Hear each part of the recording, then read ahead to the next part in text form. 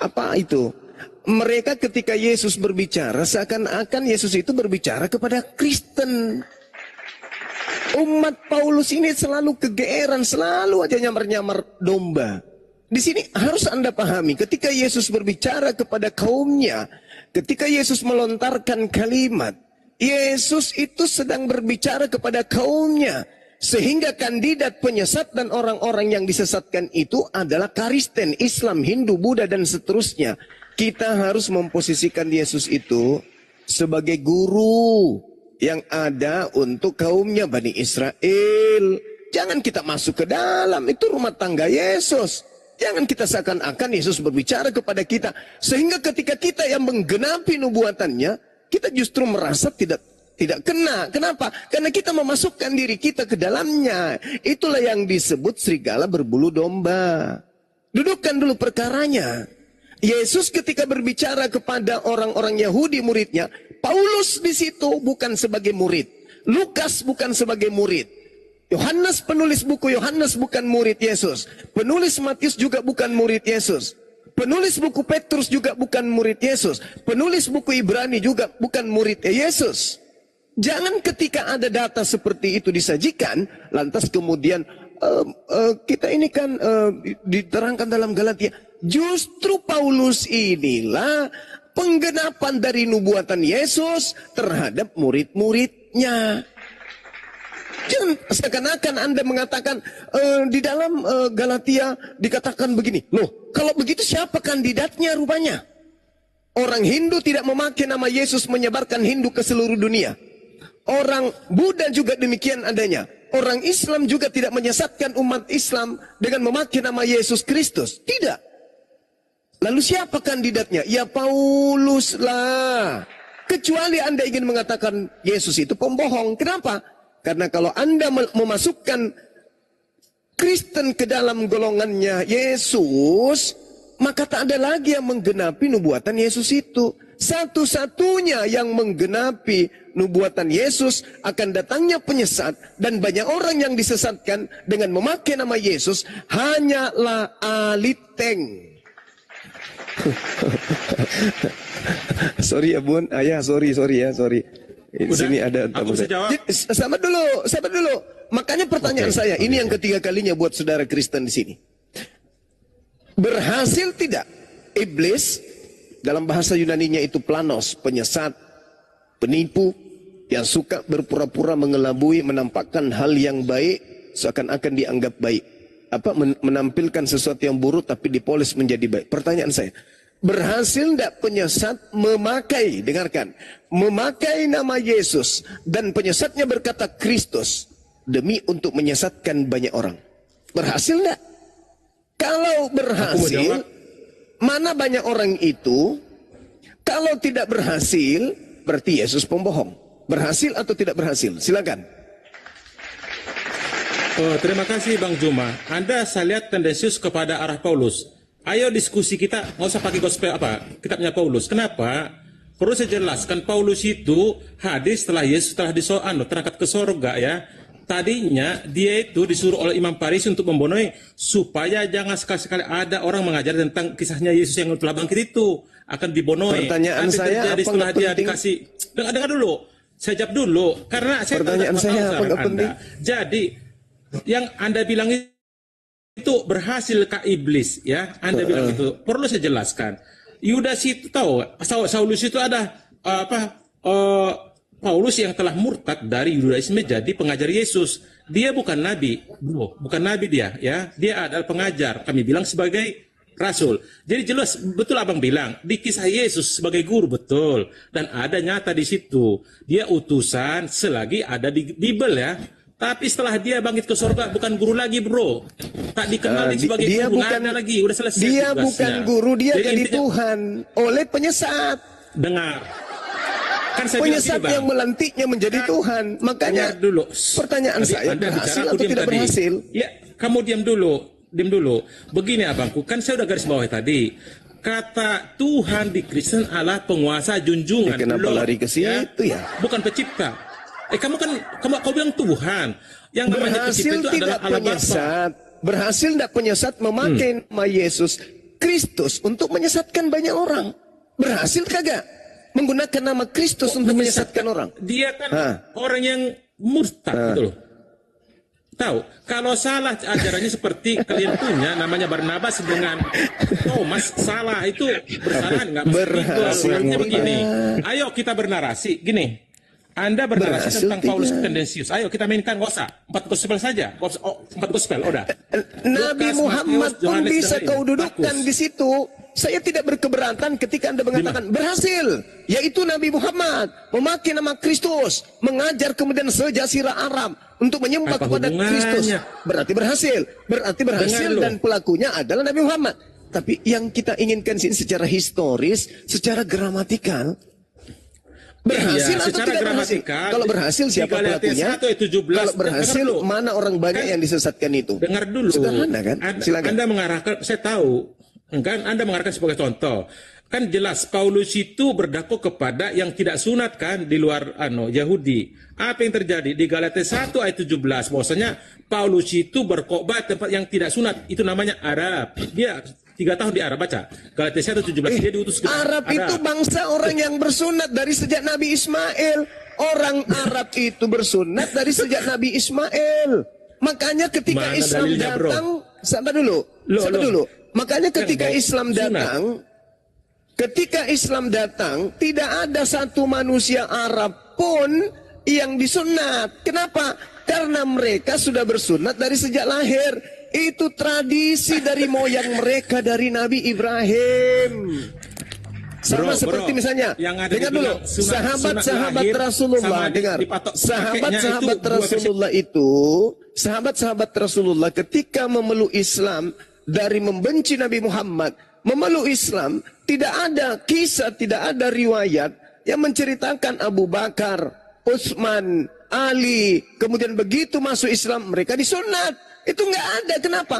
Karena mereka dari sejak kecil sudah disunat dari keturunan Abraham. Orang kedua bersunat setelah Abraham adalah Yishmael dan keturunannya sampai hari ini. Jadi jangan Anda katakan Paulus itu diutus ke Arab. Enggak. Gini, Bang, Paulus jangan itu, ngadi-ngadi. dengar dulu, Tunjukkan Paulus saya di itu Quran diutus Anda. kepada Surah berapa? orang Roma. Apanya? Gini Bang, Anda ngawur. Paulus, Dibilang semua Paulus pada sunat. itu Di surah berapa? Paulus itu mengakui dengan di dalam Galatia 2 nomor 8 Paulus sendiri mengatakan bahwa dia diutus untuk orang-orang yang tidak bersunat. Berarti non Arab dan non Yahudi. Galatia 1:17 baca dulu. Galatia 1:17. Galatia 1 nomor 17 Anda Galatia mundur di 1, data 17. nomor 15-nya. Sabar dulu. Dengar. Paulus mengatakan Justru aku Paulus itu diutus bukan kepada Arab. orang-orang non Yahudi. Kan gitu. Bang, Galatia 1 dalil ada tuh. Galatia 1:17 baca dulu jelas. Biar didengar 2.800 orang nih. Baca nomor Baca dengan 15-nya dulu. Aku Paulus bilang diutus kepada orang-orang non Yahudi. Baca nomor 15-nya.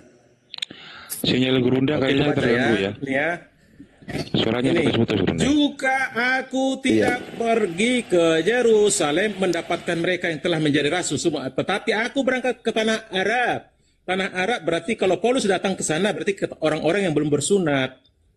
Paham? Aduh. Ada dalil Bang, bukan Paulus ngadi-ngadi. Galatia 1:17.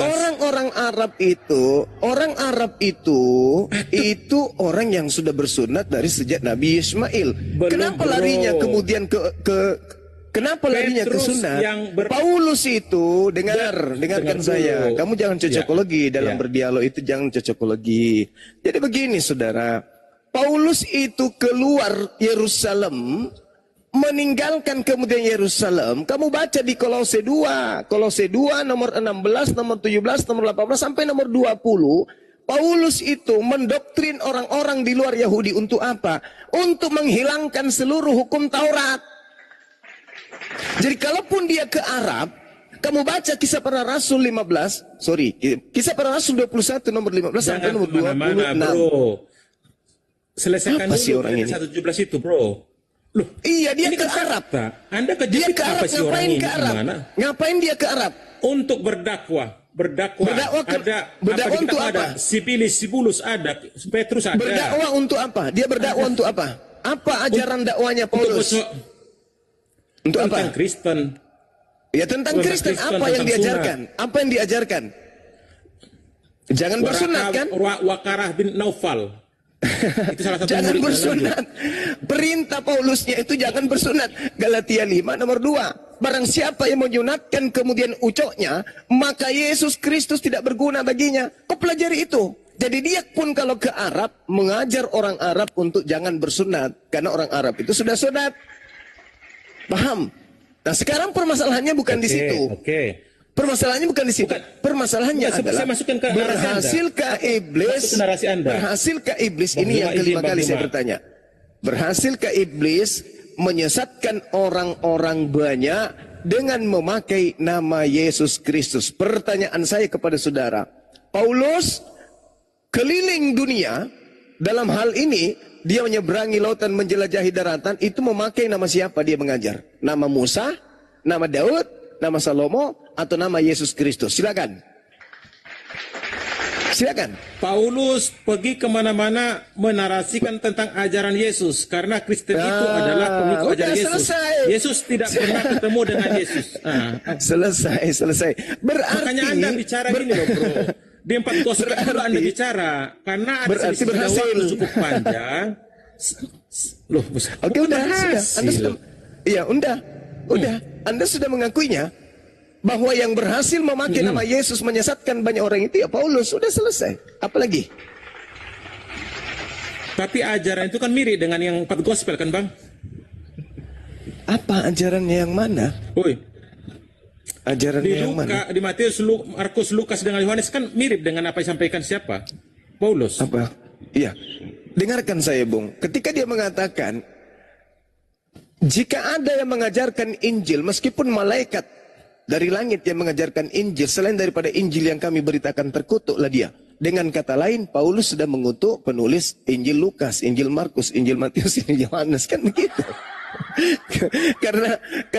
karena Bible yang diajarkan Paulus itu, Bible yang diajarkan oleh Paulus cuma 13 Bible, 13 kitab. Bukan 14, yang diajarkan 14. bukan Lukas. 14 Ibrani masuk tuh. Ibrani bukan tulisan Yes Paulus. Sampai Iya, tapi hari kan ini mengarah ke sana juga memang sih. tidak diketahui Mengarah ke sana. siapa Cuman, penulisnya. oke lah, dominasi Jadi lah, Bang selesai ya. Budi, apa betul Udah karena terkenapi ya bahwa penyesat itu adalah tapi Paulus gini yang Bang, memakai satu nama yang Yesus kutanya ya. dengan Udah Abang. ya. Bang, izin Bang. Enggak, saya dulu saya tanya Abang. Di mana dalilnya di surah Quran Anda bilang semua pengikut Rasul itu udah disunat di dalam perut? Di mana? Mana surah berapa itu? Maksudnya apa ini? Kamu maksudnya? baca kitab Tadi Anda Kejadian 17. Kejadian 17. Jangan Itu kau nggak ada- mematahkan jangan kau putuskan silsilah sejarah.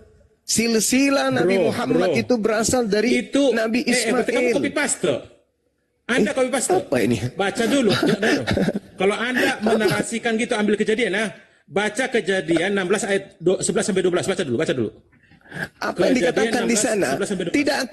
tidak Baca. akan merubah perjanjian Tuhan tentang sunat, kan berbicara Bukan sunat kan? itu. Kau baca ke 17 Kejadian apa 16. Kejadian 17.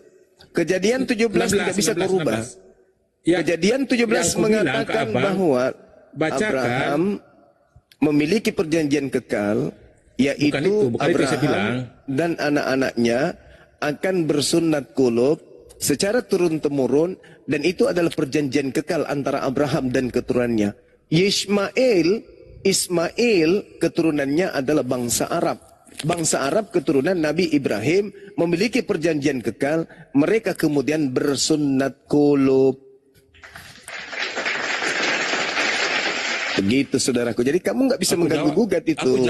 Aku jawab. Sekarang Kenapa pertanyaan Anda saya loh. menggunakan dengar. Kenapa Anda menggunakan dalilmu itu di Quran, kitab kami? Salah besar. Itu bukan kitabmu, Cak Ayu. Itulah kamu orang Kristen, sang pencuri ulung, keturunan setan. Itu kitabnya Yahudi, bukan kitabnya Kristen, laknatullah. Bukan. Kitab Kristen itu adalah Kitab Kejadian terdiri itu dari kitabnya orang Yahudi. Perjanjian Lama dan Baru. Karena kamu merampok Bagaimana? kitabnya orang.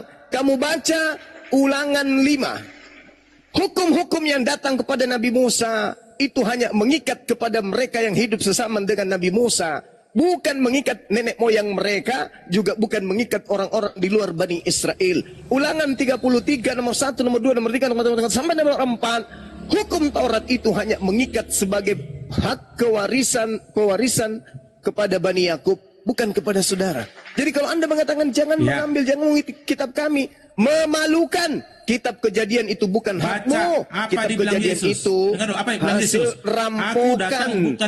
rampokan Barat terhadap terjemahan kitabnya agama Yahudi. Bro. Apa? Aku bukan menghilangkan, tapi menggenapi kata itu Yesus itu. Untuk Bani Israel. Beda lagi. Yesus untuk Bani Israel. Kau baca di dalam Matius 23. Matius 23 nomor 1, nomor 2, nomor 3 sampai seterusnya. Yesus baca Matius 28 ayat 19. Baca. Apa kata itu Yesus? Matius 28 itu Yesus lain lagi tuh. Itu sudah Yesus lain. Itu Yesusmu.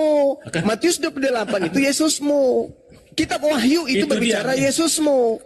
Tetapi kalau berbicara mengenai Yesus yang datang di tengah-tengah Bani Israel, itu adalah utusan Tuhan untuk kaum Israel saja, bukan untuk Kristen.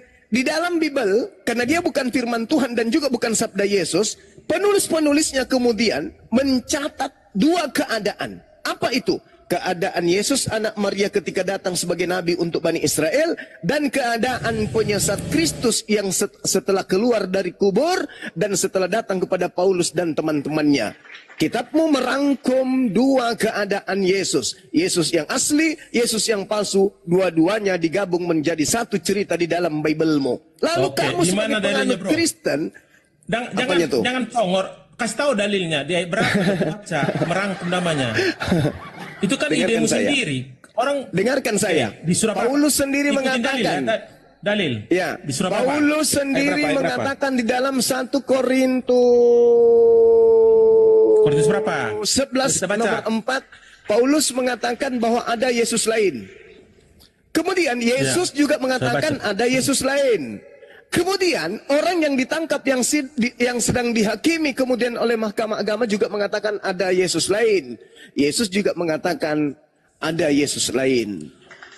Bang, kamu asal jangan bernarasi sembarangan ya. 1 Korintus 11 ayat 24 saya bacakan ya. Dan sesudah itu mengucapkan syukur atasnya. Ia memecah-mecahkan roti. Berkata padaku, serahkan bagimu. Perbuatan ini menjadi peringatan akan aku. Ini kok ada hubungan dengan apa kamu kadang-kadang ini? Kalau ambil ayat kami, jangan sembarangan coba. Anda bernarasi 1 Korintus 11 ayat 24. Lari bro dengan yang kamu sampaikan. Di mana? Gitu bacalah. Di 1 Korintus 11 ayat 24. Baca bro. Salah. Jangan tawa. Masih keliru. 2 Korintus. Loh, masa keliru? 2 Korintus, oke. Tadi Anda bilang 1, saya catat. Oke, saya baca 2 ya. Kita harus objektif, bro. Oke. Sorry, kamu salah. 4. Gak apa-apa. Kamu salah, bukan data 4, bukan data 4. Nih, data 4, bukan data 24.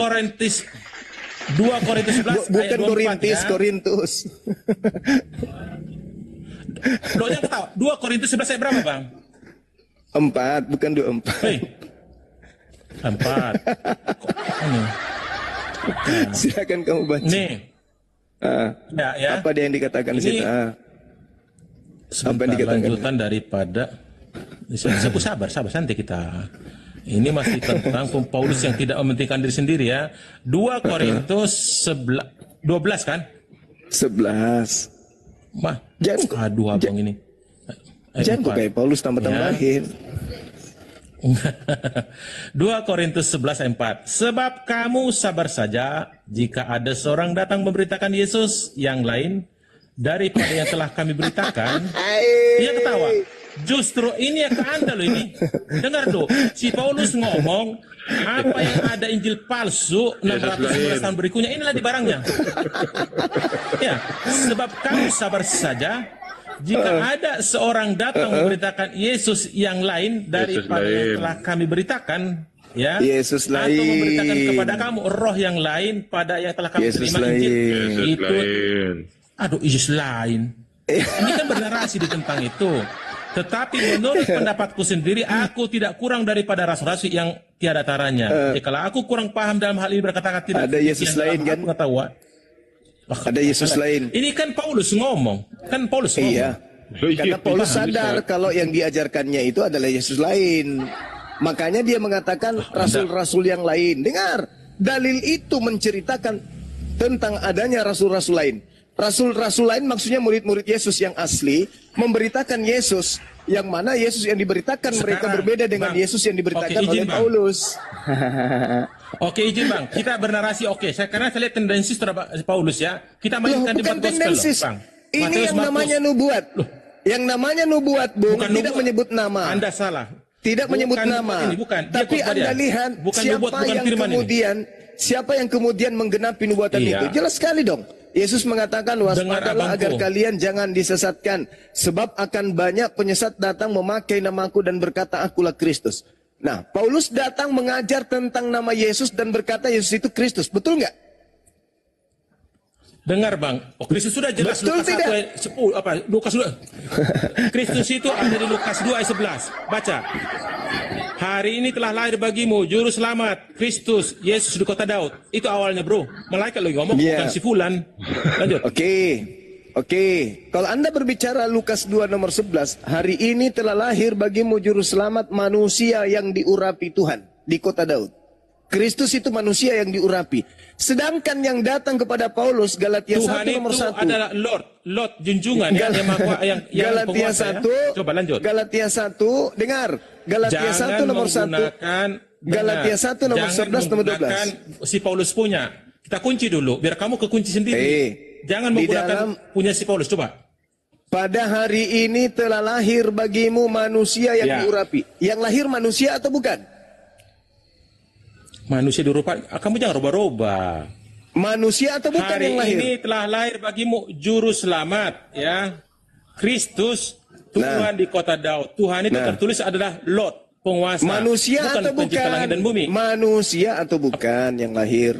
Iya, manusia. Iya, Yohanes 1:14, manusia. Firman jadi manusia. Kamu baca Galatia 1 nomor 11 nomor 12. Jangan bawa Paulus menerima Paulus karena dengar dulu. Enggak supaya astagfirullahalazim. Inilah kalau IQ tidak rendah. bisa.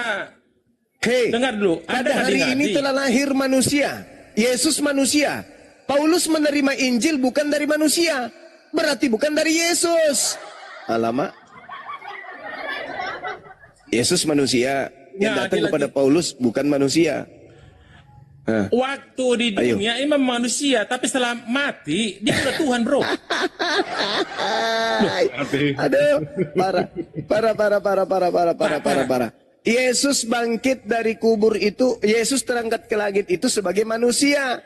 Dia duduk di sebelah kanan Tuhan juga sebagai manusia. Dia turun untuk kedua kalinya juga sebagai manusia. Tidak pernah Yesus itu berubah menjadi kucing, berubah menjadi ayam, apalagi berubah menjadi setan. Tidak pernah. Yesus tetap manusia kapanpun dan dimanapun itu berada. Yesus tetap manusia. Bukan itu, nama Yesus yang tetap, ya bro. Nama Yesus yang tetap. Karena yang memberikan nama Yesus adalah malaikat, bukan si fulan. Paham? Jangan Paulus mengatakan aku menerima Injil. Paulus mengatakan aku menerima kemudian Bible. Paulus mengatakan aku menerima Bible. Narasi dari Paulus setelah 28 tahun Yesus bangkit ke atas, ya. Jadi masih 4 gospel yang bicara. Coba Anda kita berdebat di situ. Karena kenapa? Anda tendensi Paulus. Saudara, penyesat itulah yang merubah Yesus menjadi Tuhan. Kenapa penyesat itu merubah Yesus menjadi Tuhan? Karena, dengar, karena iblis mau menyamai Tuhan. Iblis mau menyamai Tuhan dengan cara apa? Dengan cara memakai nama Yesus. Karena kalau memakai nama bom-bom, memakai nama Edis, tidak ada manusia yang akan menyembah iblis dalam nama bom-bom. Tapi kalau menyembah iblis dalam nama Yesus, bisa. Ya, songkatnya besar ini. Begini abangku, mainkan dulu di 4 gospel itu. Yohanes 20:18. Apa yang terjadi? Saksi hidup loh.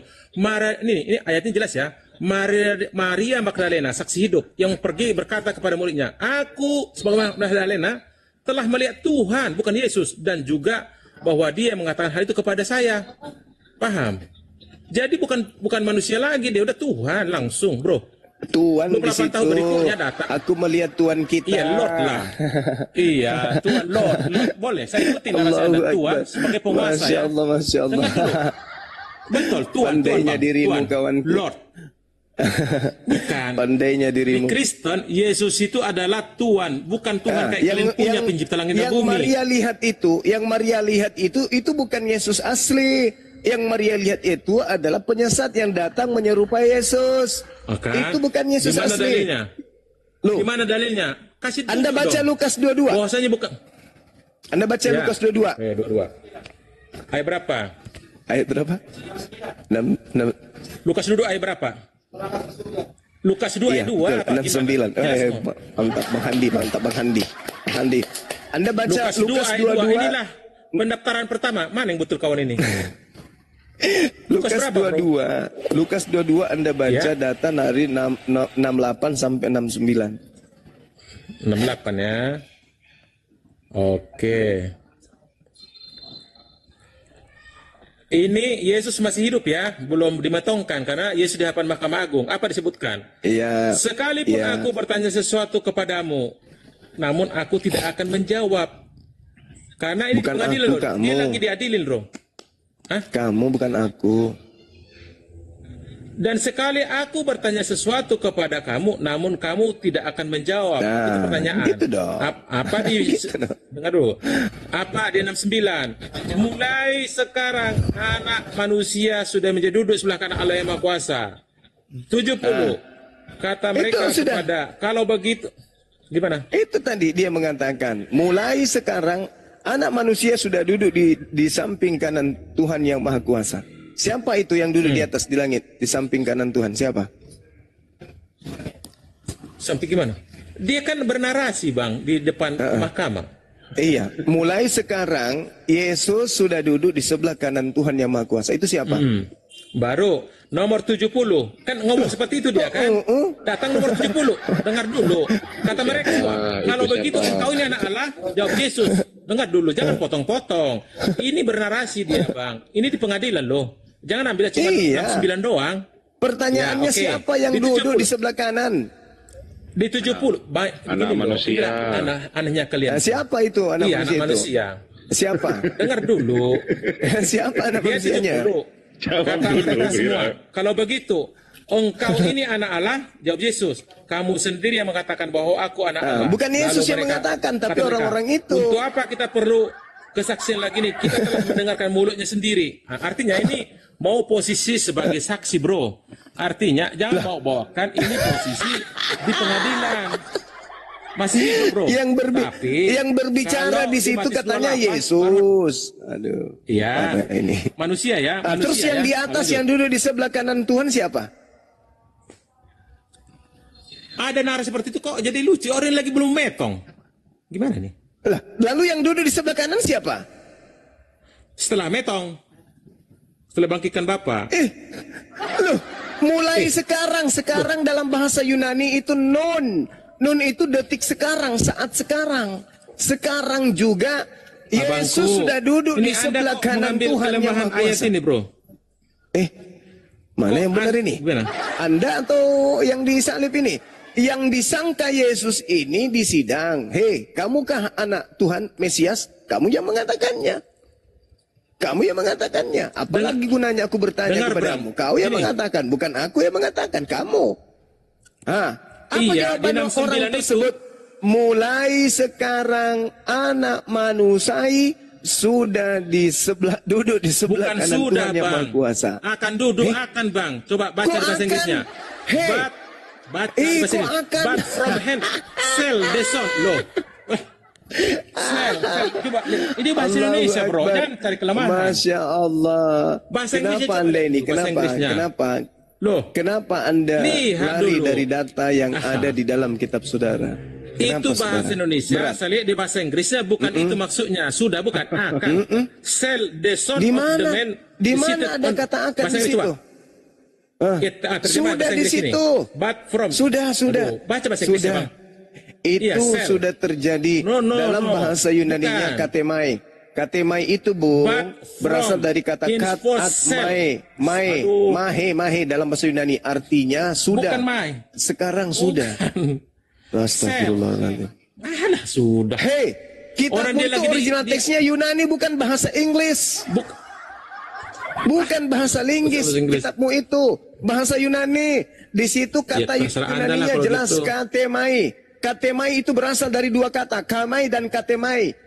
Berasal dari dua suku kata, tiga suku kata malah. Kat ai mahe itu artinya sudah, keadaannya sudah duduk, sudah berada, sudah ada di tempat yang tinggi, sudah berdiam di tempat yang tinggi. Itu kata bahasa Yunaninya. Mulai sekarang kata non. Kalau kau katakan non, sekarang akan duduk, berarti bertentangan. Kalau sekarang dan akan itu bertentangan. Mulai sekarang, anak manusia duduk, sudah diam di sebelah kanan Tuhan yang Maha Kuasa. Jangan kau tambah-tambah, jangan kau kurangi, nggak bagus. Di bahasa Inggrisnya sel bro. Bahasa Inggris aku cari di kitab teman-teman. lain ya. Di kitab lain Bahasa ya. Aku Inggris cari di kitab lain ya. teman-teman. Bahasa Inggris Ya, aku teman-teman. ambil kitab lain. Anda kan Mulai sekarang. Jadi yang berbicara di depan mahkamah agama itu bukan Yesus, tapi penyesat yang akan disalib menggantikan Yesus. Kenapa dia yang harus menggantikan Yesus? Karena Tuhan Elohim tidak mengizinkan anak yang dikasihinya itu celaka. Amsal 21:18. Orang fasik dipakai sebagai tebusan orang yang benar, dan pengkhianat sebagai ganti orang yang jujur. Berarti siapa pengkhianat? Yudas. Siapa orang fasik? Yudas. Kenapa Yudas disebut fasik? Karena dia memakan suap. Ulangan 27 nomor 25. Terkutuklah orang yang menerima suap untuk menyerahkan orang benar agar disalib, agar dibunuh. Siapa pelakunya? Yudas. Berarti yang terkutuk di atas salib siapa? Yudas. Berarti yang ditangkap di sidang itu siapa? Yudas. Yesus mana? Yesus Anda baca di Lukas 22 tadi sebelum kemudian ditangkap. Anda baca Lukas 22 nomor 43-44. Yesus berkata kepada Tuhan, Tuhan, sekiranya mungkin cawan ini biarlah berlalu, tapi bukan atas kehendakku, tetapi atas kehendakmu. Maka seorang malaikat datang dari langit, mendatangi Yesus, memberikan kekuatan kepada Yesus, sehingga dia bersungguh-sungguh berdoa, dan peluhnya seperti darah yang menetes ke tanah. Artinya ketika malaikat turun ke bumi menjemput Yesus untuk terangkat ke langit, maka setelahnya yang disangka Yesus adalah Yudas sang pengkhianat. Maka Yudas yang ditangkap, Yudas yang disalib, Yudas yang dikubur, Yudas juga yang keluar dari tanah, dan Yudas juga yang Kristen sembah hari ini dalam nama Yesus Kristus. Halilintar. Itu fakta. sorry. Aku tetap Aku berada di duniaku. Oh, nggak apa-apa. Itu kan masalah. Mau halilintar, mau jadi apa, nggak apa ya. Ya, artinya gini abangku. Anda dengar dulu. Kita kalau bernarasi kan, saya juga mengambil juga dalil bahwasanya bahasa Indonesia itu kan Anda bilang lemah karena banyak terjemahan Quranmu juga lemah. Aku ngomong di situ, Anda bilang sudah, nyatanya di bahasa Inggrisnya sel. Nggak paham saya arti sel itu ya. Bahasa Yunaninya nun. Bukan bahasa Inggris. Terjemahanmu itu harusnya kau nisbahkan kepada dalil awal. Bahasa Yunaninya nun, bukan bahasa Inggris. Kedudukan bahasa Inggris dan bahasa Indonesia sama, yaitu hanya terjemah. Ori teksnya adalah Yunani. Yunaninya mengatakan nun. Nun itu artinya sekarang. Artinya apa? Ketika dia di sidang, apakah engkau adalah Mesias? Kamu yang mengatakan. Apakah engkau Yesus anak Maria? Kamu yang mengatakan. Apakah engkau Yesus anak Yusuf, tukang kayu? Kamu yang mengatakan. Apakah kamu Yesus Kristus? Kamu yang mengatakan. Coba Anda lihat original teksnya. Dia tidak mengatakan, aku yang mengatakan, tapi kamu yang mengatakannya. Oke. Berarti itu tuduhan. Sekarang itu saya tuduhan bantah. imam kepala. Silakan. Oke. Sekarang saya bantah pengomonganmu itu kalau di dalil Markus 14 ayat 2. Baca. Markus 14 apalagi? Markus 14 itu Bukan. Kamu kan ambil di Lukas. Ini jawaban huruf merah. Yesus menjawab, akulah dia dan kamu akan melihat anak manusia duduk di sebelah kanan. Akan loh. Paham? Hei, kamu lihat data itu. Kamu lihat data itu di Markus 14 yang Markus 14 kan maksud lo? Dengar dulu, kamu ambil di Lukas yang tendensius, kamu menangnya dibilang sudah. Saya buktikan di Markus sama-sama Yesus di hadapan Mahkamah Agung. Coba baca di Markus 14 ayat 62, baca dulu. Semua muslim ada 3.400. Ayo, lagi kumpul lagi semua nih, lagi hari Minggu ini. Oke, baik. Kamu membawa Markus 14. Oke. Camkan baik-baik. Ayat 62, baca dulu, jangan ya, camkan. 62. Oke. Baca dulu. Saya tahu, saudaraku. Tenangkan pikiranmu, dengarkan perkataan saya. Saya kasih data di dalam Lukas 21 nomor 8. Waspadalah kepada penyesat yang datang kepadamu dengan memakai namaku dan berkata, akulah dia. Akulah dia. Kamu membawa Markus 14 nomor 62. Akulah dia. Penyesat itu berkata, akulah dia. Berarti Yudas berkata, akulah dia. Bukan Yesus. Akulah dia itu adalah simbol untuk murid-muridnya. Ketika dinasihati di dalam Lukas 21.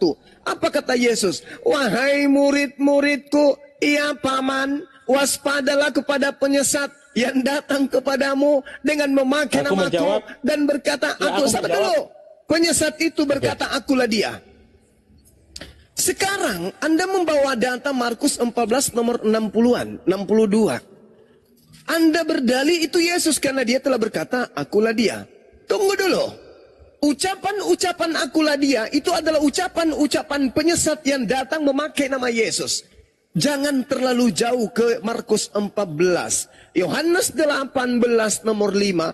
Ketika Yesus ingin ditangkap, ada orang di sana mengaku Yesus Kristus. Lihat cerita itu. Ketika Yudas dan tentara Romawi datang ke tempat persembunyian Yesus dan murid-muridnya, mereka bertanya kepada mereka yang datang. Oknum itu bertanya kepada mereka, siapa yang engkau cari? Mereka menjawab, Yesus dari Nazaret. Apa kata oknum yang akan ditangkap ini? Akulah dia. Ketepak, seketika ditangkap. Siapa yang berkata akulah dia? Dialah penyesat. Orang pertama yang mengaku, sabar Anda dulu. salah. Justru Yudas yang mencium, bro. Ketika itu, dengar. Ketika kemudian dia mengatakan, akulah dia yang kau cari. Mereka kemudian mundur dan berjatuhan ke tanah. Ada apa? Karena di situ ada mujizat besar yang terjadi. Ketika Yudas datang, seketika kemudian berubah.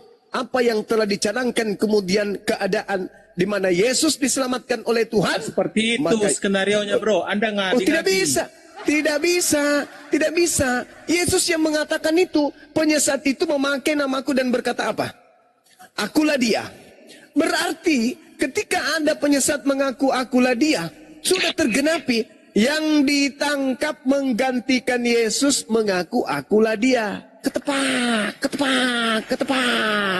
Maka ditangkaplah kemudian, dijadikanlah dia sebagai tumbal, disaliblah dia, dibunuhlah dia, dikuburlah dia, keluar dari kubur, dituhankan oleh saudara-saudaraku Kristen. Akulah dulu ngomong, jangan kau sendiri.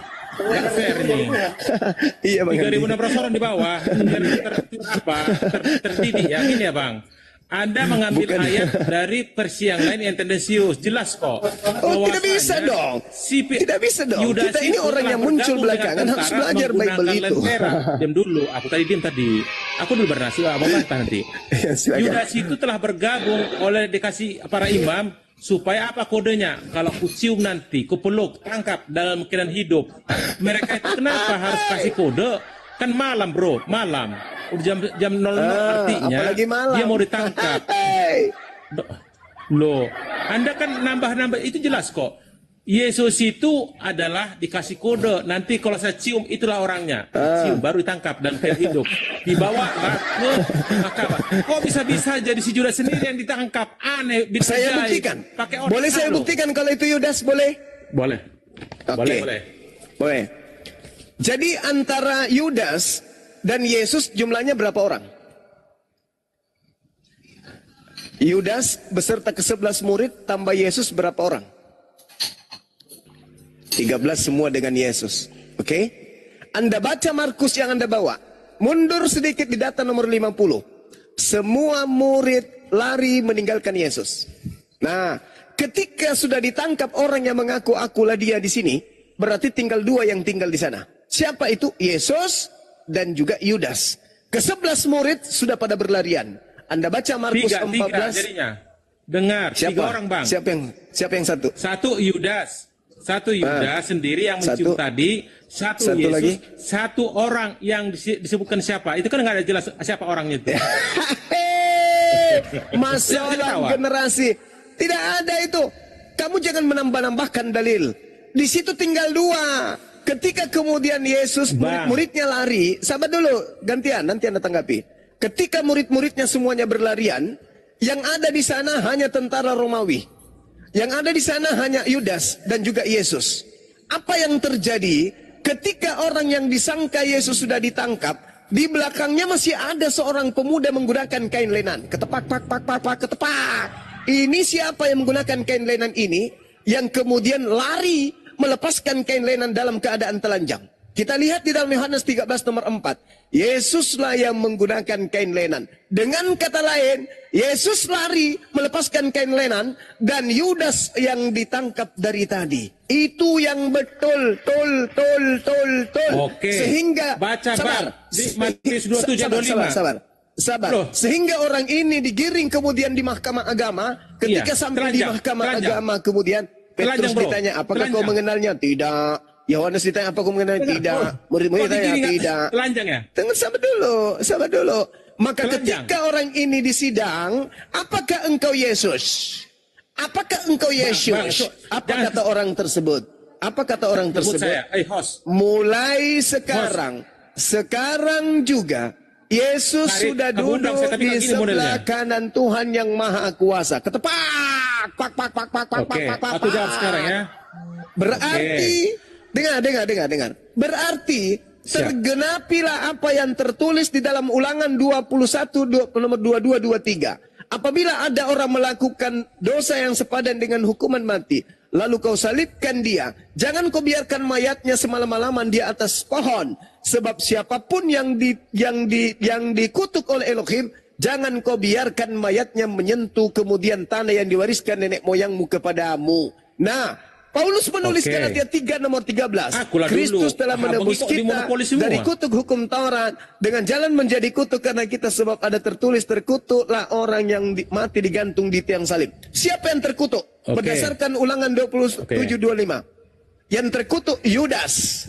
Siapa yang fasik? Yudas. Siapa pengkhianat? Yudas. Siapa penerima suap? Yudas. Siapa yang kerasukan iblis? Yudas. Siapa yang celaka menurut Yesus? Yudas. Siapa yang dikutuk menurut Yesus? Yudas. Berarti yang pantas disalib oleh iblis adalah Yudas. Yesus mengatakan dalam Yohanes 14 nomor 30, Yesus mengatakan begini. Iblis penguasa dunia telah datang, dan sedikit pun iblis tidak berkuasa atas diriku. Berarti ketika iblis berkongko-kongko dengan Yudas, iblis berkongko dengan imam kepala mahkamah agama orang Farisi untuk menangkap Yesus, mereka sedikit pun tidak berkuasa untuk melakukan itu. Berarti yang ditangkap adalah Yudas, berarti yang disalib adalah Yudas, berarti yang dikubur adalah Yudas, berarti yang keluar dari kuburan adalah Yudas, berarti yang disembah oleh Kristen hari ini adalah Yudas dalam nama Yesus. Kenapa Yudas menggunakan nama Yesus? Karena si Bilisisis sudah merasuki Yudas di dalam kubur, karena memang iblis itu dibuang ke dalam gua atau dalam kubur yang gelap.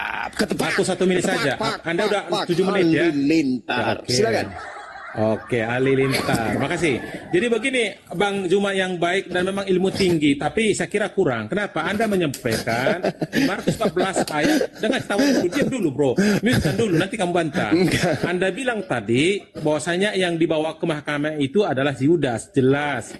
Kalau Anda mengambil itu bahwasanya Markus 14 ayat 52, dia telanjang. Apakah si Yudas tadi mencium langsung ditangkap aneh-aneh, nggak tahu otaknya dari mana, terus telanjang orang itu dibawa ke pengadilan. Ternyata di Matius 27:25 mereka serdadu itu menanggalkan pakaian Yesus itu dan mengenakan jubah ungu kepadanya. Baca itu Matius 27 ayat 25. Kok bisa-bisa di bawah Itu setelah telanjang, penangkapan. kok bukan jubah. Aduh, Itu setelah mutar penangkapan. lagi mutar. Dengar dulu, Itu setelah masa di bawah penangkapan. telanjang. Anda itu Itu pakai setelah logikanya gimana penangkapan. coba? Anda Itu bilang setelah fungsi Yudas. penangkapan. Karena di kitab Tetapi suci ada yang mau lari dipaksakan, menggunakan kain tidak. lenan. Mana dia? Dengar dulu. Sudah terangkat dia, sudah lari. Aku dulu ngomong nih waktuku, Bang. Bang, aku dulu nanti. Oh iya, sorry, Ciri-ciri orang udah sorry. kepanasan seperti itu. Sorry. Ciri-ciri udah kepanasan Sabar, seperti sabar. itu. Nanti bantah dalilku, Sabar, abangku. Bang Soma. Aku kan Oke. Oh, sabar Bang Juma yang baik hati. Gini Bang Iya. Juma ya. Artinya Anda kan menarasikan itu betul. Di Markus 14 ayat 50 ya, saya tahu. Tapi lanjut ke 52, ada orang dilepas kainnya telanjang loh. Anda bilang itu si Yudas. Bagaimana mungkin orang udah dikasih disuap 30 koin malah ditangkap? Gimana otaknya tuh? Terus kedua, di bawah Yang pengadilan kok ditangkap nggak pakai itu baju? Yesus. Tapi kamu bilang si Yudas, mana yang betul ini kawan ini aneh. Yudas yang ditangkap, yang lari itu Yesus, lolos. Wah, kayak gitu mulai. Aduh, Aneh. halilintar. Yang ditangkap itu Yudas, Cak Ayu. Yang lari Jadi meloloskan yang diri pakai- itu Yesus. Yang menggunakan kain Jadi yang lenan dipakai itu Yesus. Anda baca dalam Yohanes 13 baca. nomor 4. 57, dengar dulu. Matius 27 baca dulu, ayat 25. Matius 27 ayat 25. Baca, Ya, bro. silakan. Anda lihat di dalam Yohanes nomor serdadu 18-nya. menanggalkan pakaian Nomor- Yesus, huruf besar loh. Bukan huruf kecil ini ya. Dan mengenakan jubah itu, ungu kepadanya. itu yang ditanggalkan itu orang yang ditangkap. Tapi dikatakan Yesus, kenapa? Karena memang dari awalnya sudah Huruf disangka besar, Yesus.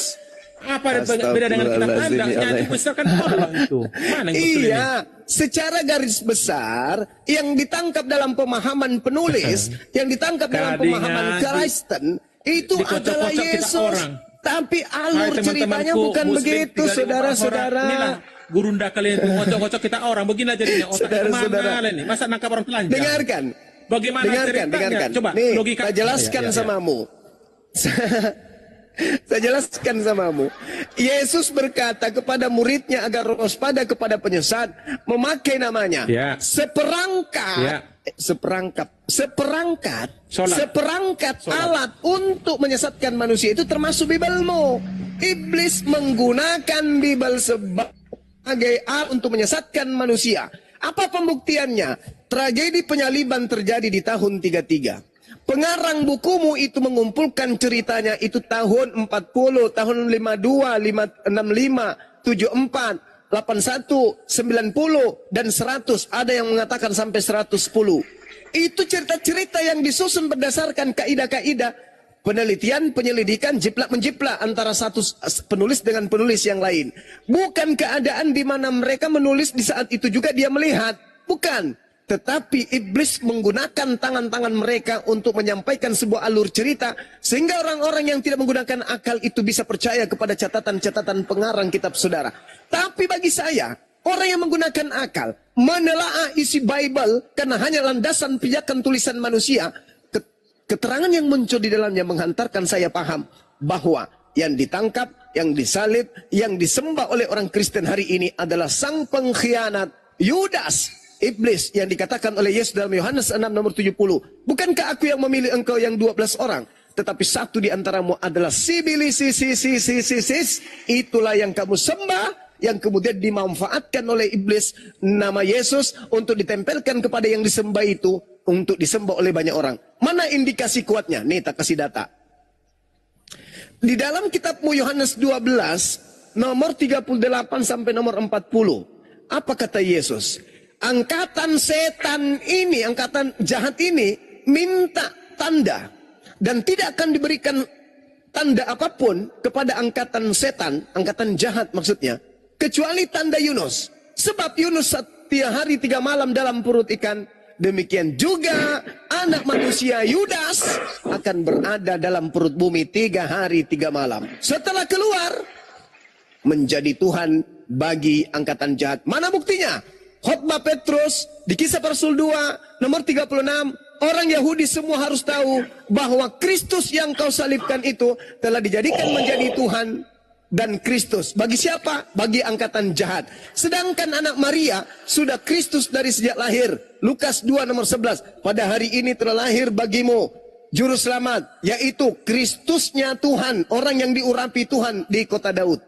Yesus dari sejak lahir sudah Kristus. Sedangkan yang disalib baru dijadikan menjadi Kristus bagi angkatan jahat. Berarti kalian yang percaya kepada kebangkitan hari ketiga adalah pengikut atau keturunan atau manusia yang kerasukan sibilisis karena percaya kepada kebangkitan pada hari ketiga. Sedangkan murid yang asli itu tidak percaya kepada kebangkitan. Mana buktinya? Murid Yesus tidak percaya kepada kebangkitan. Anda baca Lukas 24 nomor 36, 37 sampai nomor 40. Anda baca kemudian Lukas 24 nomor 9, 10, 11, 12 sampai nomor 12. Murid-murid Yesus tidak percaya akan kebangkitan gurunya.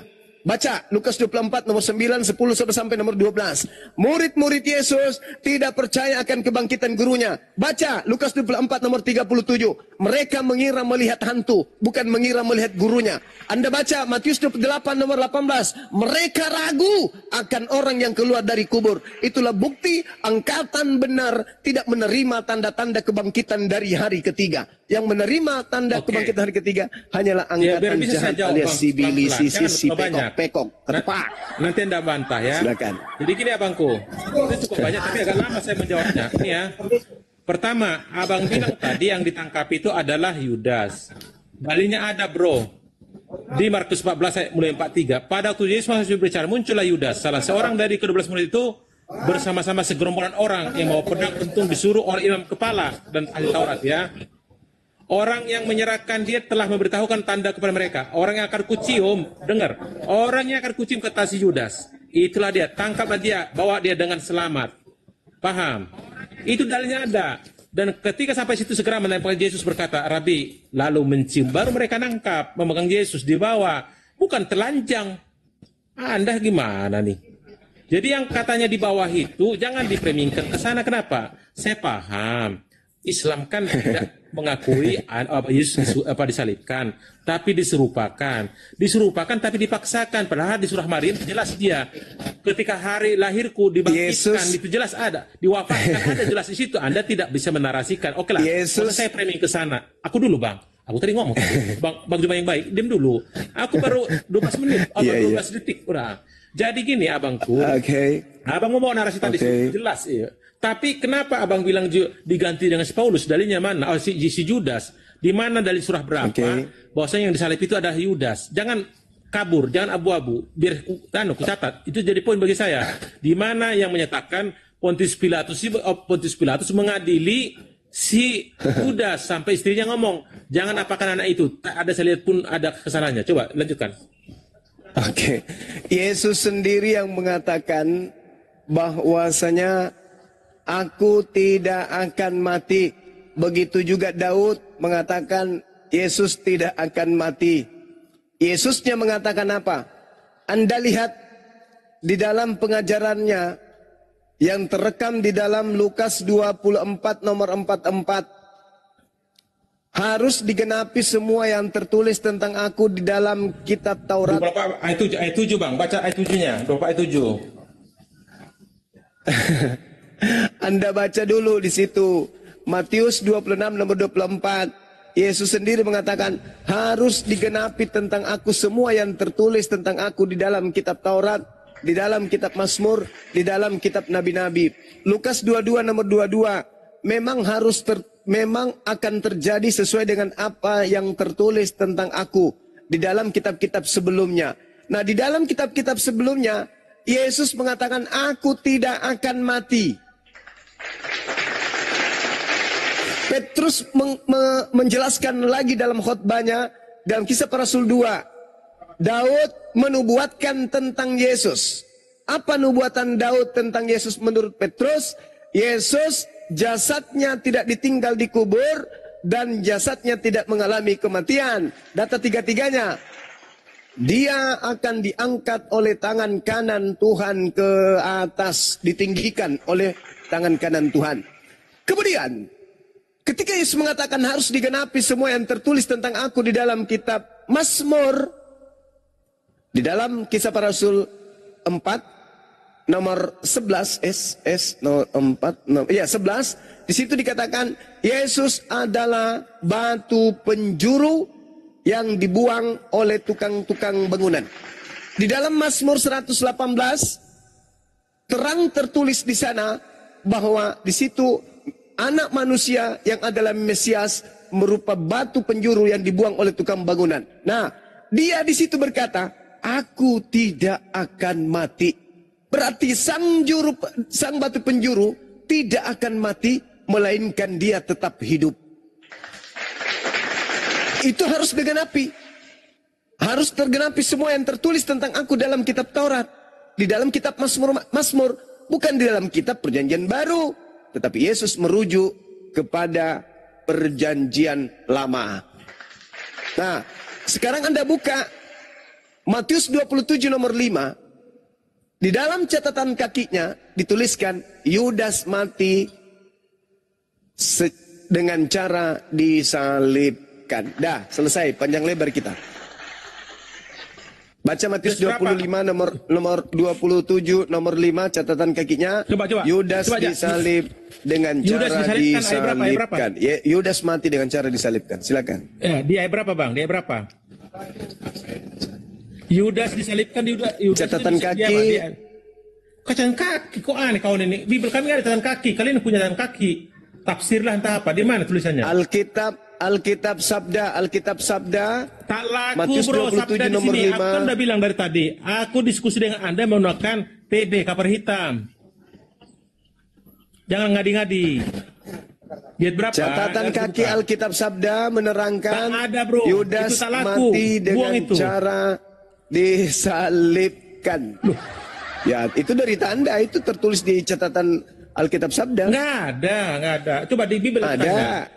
Cari. Ayat berapa? Ada yang bisa buka kamera di sini? Ya. Minta tolong dong. Bang Baal, silakan bukakan, Bang Baal. Ya, silakan Bang Baal kan ada datanya tuh.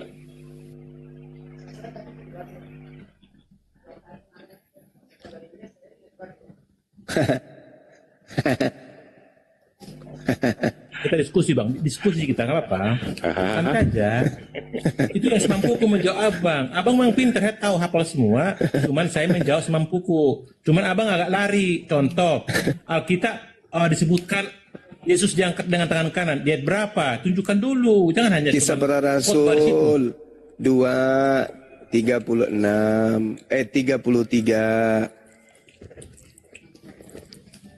Mazmur 118. Nggak ada hubungan dengan Mazmur itu. Nggak ada hubungan dengan Mazmur itu.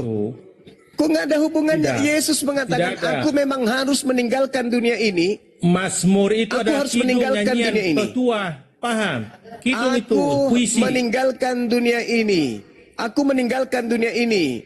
Sesuai dengan apa yang telah dituliskan tentang aku di dalam Mazmur. Yesus sendiri yang mengatakan itu.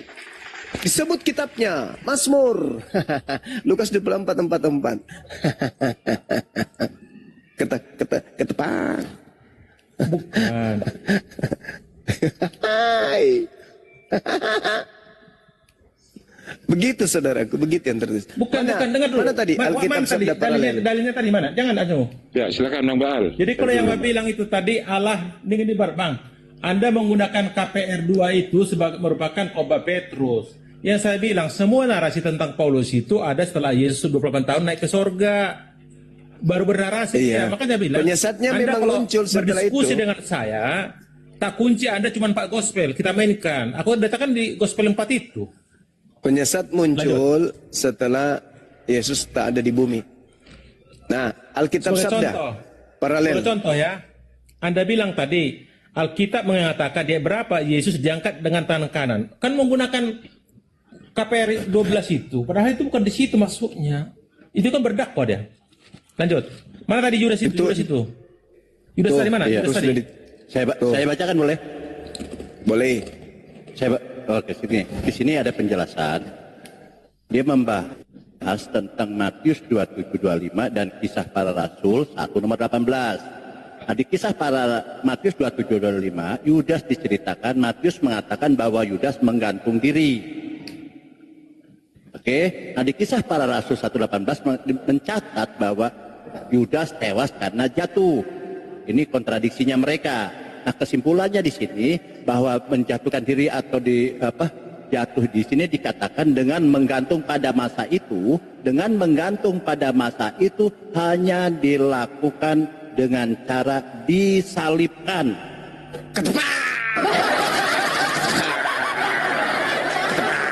Yang saya tanya, Bang, ya itu kan karangan Anda, itu nggak laku. Di mana di Bible TB disebutkan Yudas itu disalib, itu yang kutanya. Jangan ngadi-ngadi pakai tulisan orang. Alkitab sabda lo itu. Kitab sabda itu Tidak laku itu, bro. Buang Alkitab saja itu, sabda bakar lo. saja kalau ada sabda. Kabar hitam sekarang. Itu punya Kristen itu. Iya. Link resmi Kristen. Sebentar dulu, Kenapa Bang. saya bilang Ini sebenarnya PR untuk Kristen sih sebenarnya. Bukan, Di Matius itu ini, nggak perlu. sabar dulu, Bang. Ini maksudnya gini, Bang. Di Matius 27-25 dikatakan Yudas ini menggantung diri, ya kan? Kemudian di kisah para Rasul 18 ini katanya jatuh. Nah, ini kontradiksi. Tetapi tentang menggantung diri di sini di Yudas ini dikatakan pada saat itu hanya dilakukan dengan disalib. Nah, ini PR Anda lah, bukan PR-nya Bang Juma, bukan PR-nya Muslim. Ayo repot kita. Bang, Jadi menurut ikut-ikutan ya, lihat ya, saya baca ya. Oke, Matius silakan lanjut. 1:5. Maka ia pun melemparkan uang perak itu ke dalam bait suci, lalu pergi dan situ dia menggantungkan diri. Mengantung diri dia. Kenapa kau tambah-tambah di situ? Bagaimana pula ini kawan ini? Nah, ini dijelaskan di sini. Di sini dijelaskan. Bukan, baca mati di dengan 80. menggantung. Sabar dulu, sabar. Kabar hitam baca. Jangan bikin itu tafsir-tafsiran. Nggak ada tafsir. Bukan di Bible. saya ini, mereka ini tafsiran Dibuang Bible ini. saja. Karena Aduh. Anda itu kadang-kadang mencari premium di sabda itu. Anda buka Bible, cover hitam dah TB. Mana bukunya? Buka dulu. Dia yang ada 2000 di sini dijelaskan. Udah turun orang ini. Tadi udah 3.200 kok turun. Kayaknya nggak berbobot kayaknya yang lain. Jadi kan pada turun. Ini dia mengantungkan diri atau jatuh? Apanya? Yudas ini mengantungkan diri atau jatuh? Matius 27 ayat 5 di Bible ya. Ya. Maka si Yudas pun melemparkan uang perak itu ke dalam bait suci, lalu pergi dari situ dan menggantung diri alias bunuh diri. Oke, kisah para Rasul 1:18. Dia apa itu? Memantungkan diri atau apa? Jangan taruh KPR itu. Kamu di 4 gospel, bro. Kisah para Rasul. Di 4 gospel, Matius, Markus, Lukas. Oh ya Yohanes, udah, itu kalau aja gitu. diberikan. Kalau cuma Di situ dia tentang narasi menyerah, Yesus, dia nggak bisa. kematiannya. Bukan, karena kisah kematian tak ada di gospelnya siapa? Tulisannya si Paulus. Kamu jangan ngadi-ngadi. Tak ada kisahnya kematian di situ, nggak ada. Dia kebangkitan semua. Roma, coba bayangkan di Roma 14:9, dia jadi Tuhan untuk orang mati dan hidup. Dia menarisikan, berarti udah Tuhan dia. Nggak ada dibilang jadi utusan lagi. Tak ada satu utusan pun kalimat dipunya si Paulus. Dari Efesus, dia cuma ngasih tahu. Kan bingung kan? Baik. Kau kan? Jadi gini, saudara. Ketika Anda bernarasi membela tentang penyaliban kepada Yesus, apa yang Bukan membela, bro. Bukan membela. Aku menyampaikan dengan Bible. Selesai. Nggak perlu saya bela. Bible nggak ada. Iya, artinya penyesat itu ketika datang, tentu penyesatnya datang memberikan ajaran kepada nabinya. Nabinya inilah yang membuat surat. Surat ini, surat itu, surat ini. Kenapa? Karena dia harus menyesatkan banyak orang. Dengan cara apa? Dengan cara dia menitipkan surat-suratnya. Surat dari mana? Surat dari Kristus. Kristus siapa? Kristus yang bukan manusia.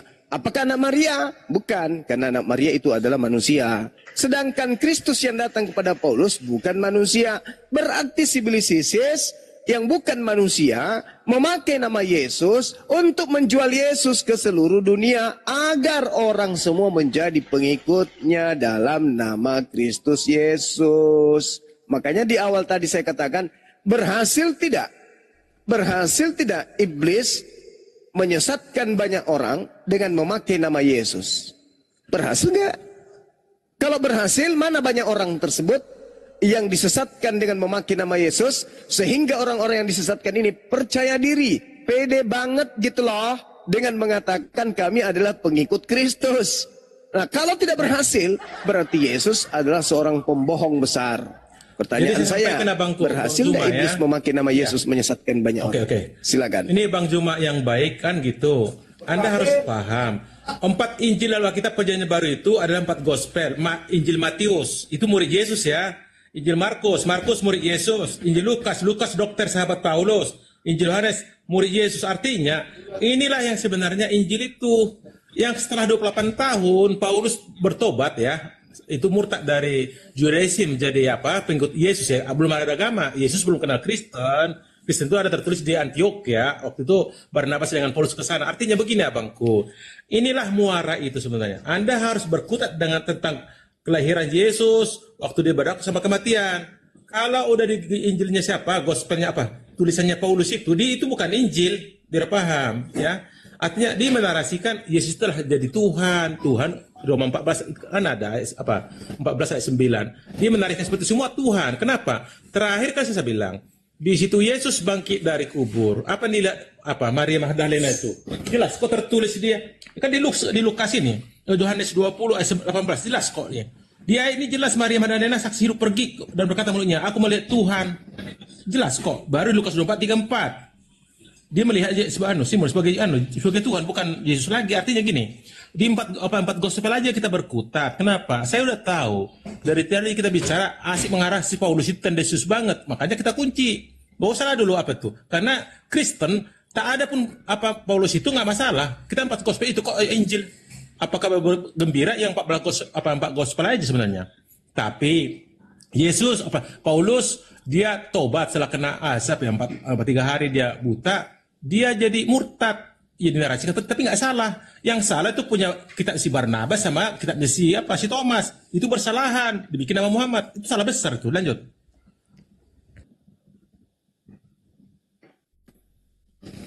Oke, sekali lagi pertanyaan saya tidak tersentuh. Berhasilkah iblis menyesatkan manusia dengan memakai nama Kristus? Kalau berhasil, mana orang banyak tersebut yang menjadi pengikut Kristus sang penyesat? Dan kalau tidak berhasil, berarti Yesus adalah pembohong besar. Terlepas Anda mau bernarasi, Yesus Paulus itu begini-begini. Saya dari awal sebenarnya nggak mau menyentuh Paulus. Saya cuma bertanya, berhasil tidak? Penyesat alias iblis menyesatkan banyak orang dengan memakai nama Yesus Kristus. Berhasil kagak? Kalau berhasil, siapa itu orang banyak tersebut? Oke, kejelasan abangku kan, bahwasanya namanya Kristen itu bukan agama, ada pengikut ajaran Yesus. Kebetulan setelah 4 gospel ini ada yang murtad jadi pengajar Yesus, pengajar loh, bukan nabi dia, bukan. Kami bilang dia sebagai rasul karena mengajarin ya semuanya. Artinya dia menyampaikan seperti itu sesuai dengan visi jelas kan gitu. Last minute dia sebagai Tuhan, jelas diangkat Bapak sendiri, bukan nasi KDD sendiri. Dia dibangkitkan oleh Allah Bapa. Dan memang ada nasi terakhir. Kan di Matius 28 jelas ayat 19. Kan disampaikan kepada murid-muridnya, kan gitu Bang. Artinya di Matius 28 itu ya, dijelas sebentar saya buka. Matius 28. Bang, pertanyaannya Bang, fokus saya udah 4 jam loh nunggu ini jawabannya. Pertanyaan Bang Juma Ya, fokus Bang. kan?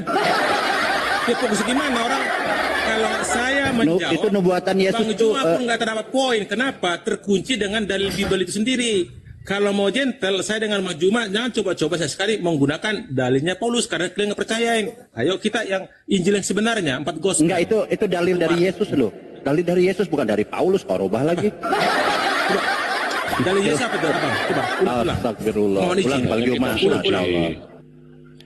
Matius 24, nomor 4, nomor 5, nomor 24, nomor 23, 24, 25, 26. Satu-satu Bang. Abang ini emang saya hafal semua. Enggak. Saya menyebut itu untuk saya rangkumkan kepada saudara. Yesus berkata kepada muridnya Yahudi, waspadalah kepada sibilisis yang datang kepada kalian dengan memakai namaku dan berkata akulah Kristus, mereka akan menyesatkan banyak orang. Pertanyaan saya, berhasil nggak iblis memakai nama Yesus menyesatkan banyak orang? Ada nggak di muka bumi? Tidak berarti berhasil. Yesus pembohong. Kok pembohong? Kenapa? Dibilang pembohong kenapa? Karena Yesus mengatakan mereka akan menyesatkan banyak orang. Berarti ada banyak orang yang disesatkan oleh iblis dengan memakai nama Yesus Kristus. Kalau Anda mengatakan tidak berhasil, berarti Yesus pembohong. Dia akan memberikan wanti-wanti, Bang. Tapi ada nabi palsu, paham yang nabi palsu itu? Menjelaskan tentang kisah Yesus dengan mama yang sama diganti namanya si Isa. Masa di bawah Inilah penyesat. Inilah kalau penyesat kan berbicara. 615 Penyesat tahun berikutnya, bro. Penyesat itu memakai namaku dan berkata, akulah Kristus. Nabi Muhammad tidak memakai nama Yesus. Nabi Muhammad tidak memakai nama Kristus. Nabi Muhammad tidak datang kepada murid Yesus abad pertama. Sedangkan penyesat itu datang kepada murid-murid Yesus abad pertama. Siapa yang datang kepada murid Yesus abad pertama? Oke lah, Paulus. Nah, itu dia. Di mana Paulus, dengar dong, di mana Abang Juma yang baik, Paulus itu ngomong akulah Kristus, di mana tertulis? Bukan. Loh, Anda baca di dalam Kisah Para Rasul. Sama dulu. Kisah Para Rasul 9 Kisah Para Rasul 22 nomor 9. Jangan mainkan, kita mainin Pak Gospel, Bang. Kamu jangan mainkan dia dulu, karena Anda gak percaya sama dia. Kan akan datang penyesat. Oke lah. Iya. Jadi tanda-tanda penyesat itu kemudian memakai nama Kristus. Jadi penyesat ini datang memakai nama Kristus. Kita lihat, yang datang menemui Paulus memakai nama siapa? Gimana? Yang datang kepada Paulus di Damsik itu memakai nama siapa? Enggak ada memakai nama, enggak ada. Yesus. Akulah Yesus yang kau Yang ngomong aniaya. itu adalah Yesus. Kenapa Anda mengatakan yang ngomong itu adalah Yesus? Karena penyesatnya memang sudah mengaku Yesus. Itulah nubuat. Salah. Oke. Mencerna itu. Oke. Anda baca di dalam Yohanes 16 nomor 7 nomor 8. Aku memang harus pergi. Sebab kalau aku tidak pergi, maka penghibur itu tidak akan datang. Penolong itu tidak akan datang. Nah, sekarang pertanyaannya adalah, yang datang setelah Yesus terangkat itu siapa? Yesus atau seorang penolong lain? Penolong itu, baca, setelah 40 hari dia naik ke sorga, ada namanya Pentakosta, Roh Kudus yang datang, bro. Udah pasti si Paulus itu 28 tahun, bro. Ini selisih. Yang datang hari. Siapa? Yang datang Roh siapa Kudus. Setelah Yesus terangkat? Hah? Roh siapa? Kudus. Oke. Yang datang kepada Paulus siapa? Itu 28 tahun berikutnya itu, bro. Waktu dia membentukkan orang. Beda jedanya. Solang generasi. Kata Yesus, setelah aku pergi, yang datang adalah penghibur lain. Iya, yaitu Roh Kudus atau Roh kebenaran. Yang datang kepada Paulus malah Yesus. Sedangkan Yesusnya berkata, yang datang setelah aku ada dua. Yang pertama adalah Roh Kudus, yang kedua adalah iblis yang memakai namaku. Sekarang yang datang kepada Paulus pertama kali menjumpai Paulus ini, pertama kali kemudian Paulus melakukan aksi tipu-tipunya, apakah mengaku Kristus atau mengaku Roh Kudus? Yesus, Tuhan. Akulah Siapa Yesus. kau Tuhan? Dengar dulu, Bang. Berarti penyesatnya digenapi oleh Paulus. Oke, aku menjawab dulu abangku. Kalau yang datang kepada Pantekosta kemudian Roh Kudus ya nggak masalah, silakan aja. Tapi penyesat ketika dalam nama Yesus Kristus. Nah, Paulus mengalami itu. Berarti yang menggenapi adalah Paulus. Mana pengikut Paulus? Baca di dalam Kisah Para Rasul 11:26. Murid-murid Paulus pertama kali disebut Kristen. Halilintar. Lanjut. Oke, ini abangku ya. Saya sampaikan bahwasannya Anda itu kurang tepat karena narasinya ada kok di situ. Bagaimana si Saulus itu, guru mereka nenek moyang itu yang ikut-ikutan untuk apa? Membonai para murid Yesus. Termasuk waktu Yohanes, ya saudaranya Yesus sendiri, ya Yohanes Pembaptis, waktu di Oke, Dor teman-teman, habis. Dinda Dito dilanjut aja dulu sebentar. Bentar ya. Gimana? Udah selesai? Oke, sip. Oke, makasih Enggak, Bang lanjut, Juma enggak kalau apa-apa, gitu, enggak kalau off kita. Bang Juma makasih Bang. enggak, Mungkin Bang. tadi Belum Enggak, selesai ada saya. maaf ya. Ada kesibukan itu Bang Zuma. Iya, Dijelaskan. sebentar aja, paling Ini, 10-15 Oke, menit. nggak apa-apa. Bang Oke, Juma, lanjut. kita bernasi hampir 1 jam, mana tahu kurang lebih, tolong maafkan ya. Saya nggak selalu menjudge benar. Lanjut. Oke, Kang Dito yang baik nih. Oke, enggak, saya langsung sedikit boleh ya? Oleh Bang Baal. Kita diskusi, Oke, Bang, santai saja. Oke, santai-santai aja. Karena aku Anda kan lawan semuanya jadinya. Oke, nggak apa-apa. Kita Bang Juma kan istirahat dulu kan. Siap. Jadi memang orang pintar nih harus banyak istirahat karena kepintarannya tidak boleh ditumpahkan sekaligus. Ya, amin.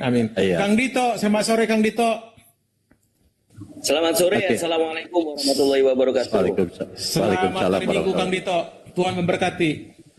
Oke. Ini Bang Tuhan Kora, Yesus memberkati. tadi Anda Tuhan mengatakan saja, saya bilang.